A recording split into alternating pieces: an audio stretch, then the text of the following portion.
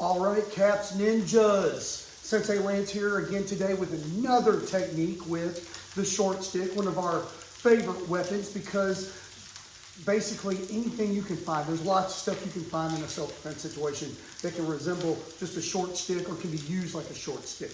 All right, and this one here is going to be if you're approached and the person is really close, okay?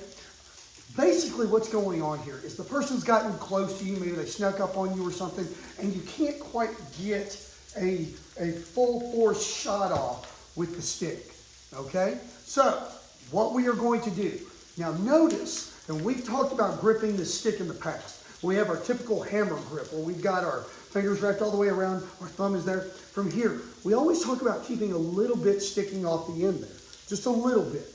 And that's so we can use that as a weapon also. This is a great time for if they come up and they're this close, you can use this, boom, as a strike to a vital area in the face, or maybe even bang, low, and then from here I can get my distance, bang, and then make my getaway. Or just bang, bang, and make my getaway, okay? So, this is another option that you can do with the short stick.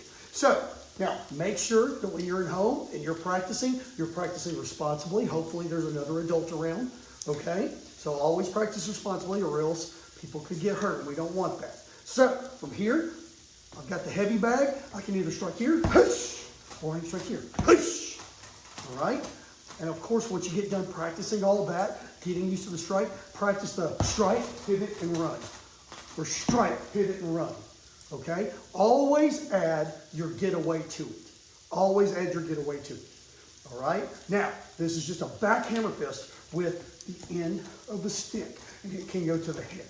It can go to the body, and it can go low. All right? Have fun practicing that at home. Remember, practice responsibly.